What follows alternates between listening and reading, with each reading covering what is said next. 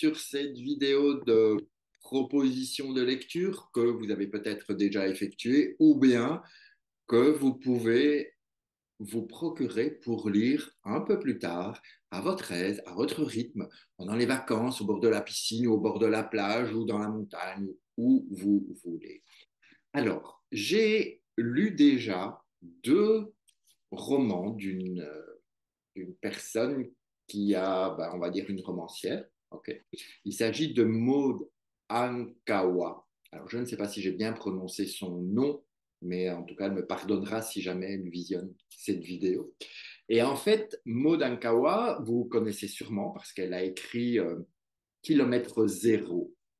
Voilà, Kilomètre Zéro. Et celui-ci est paru aux éditions J'ai lu. Alors pourquoi je me le suis procuré chez J'ai lu? Juste une question de budget. Voilà, c'était une grosse différence entre le format J'ai lu et le grand format de la maison d'édition, je ne sais pas chez qui.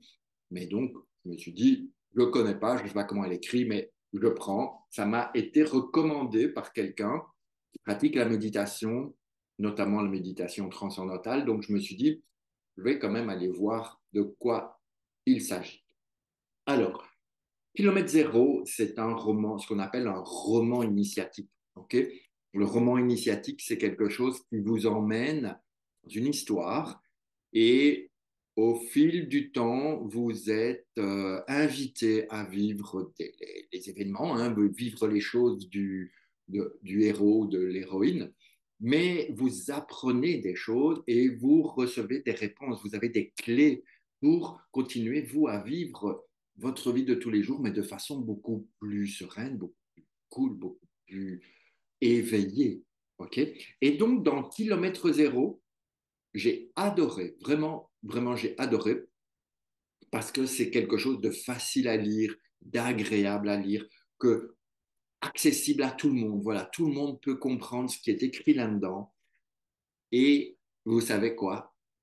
Il n'y a rien de nouveau. La seule chose, c'est que ça tombe au bon moment et ça tombe juste pile poil quand vous avez besoin de lire ce bouquin.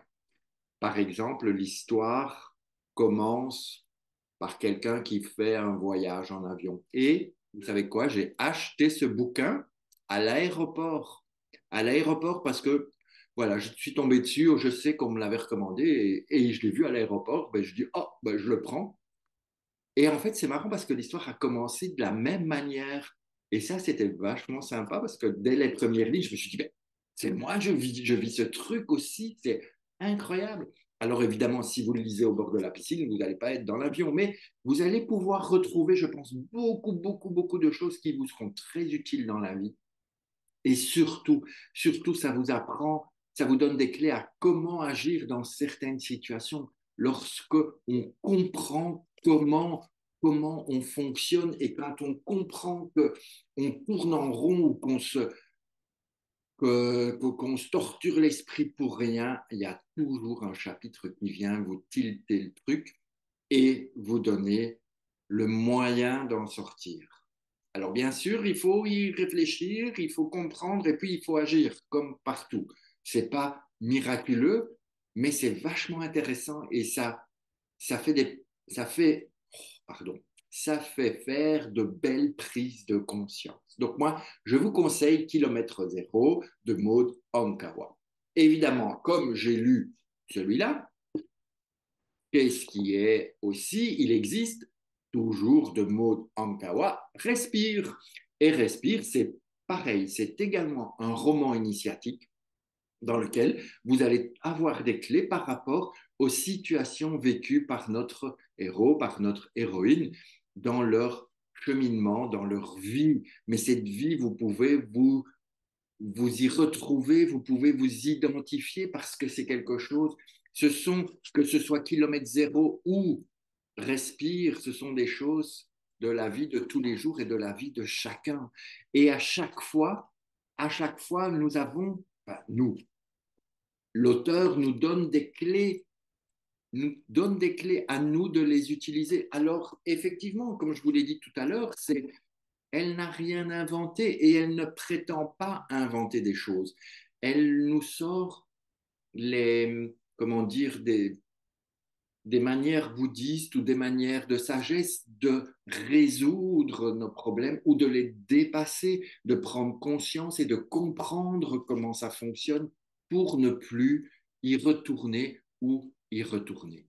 Donc, alors, il y en a deux que je vous conseille évidemment, c'est ces deux-là. Il y en a un troisième qui est sorti, je crois que ça s'appelle Jamais sans moi. Je ne l'ai pas encore lu, je ne l'ai pas encore acheté, mais ça va venir. Donc, on se retrouve bientôt pour de nouveaux ouvrages, de nouveaux livres, de nouveaux tarots, de nouvelles choses que je peux vous proposer comme ça pour vous partager tout simplement en toute amitié. Voilà. Alors, je vous souhaite une belle journée, que le meilleur soit dans votre vie de tous les jours, et puis je vous dis à bientôt.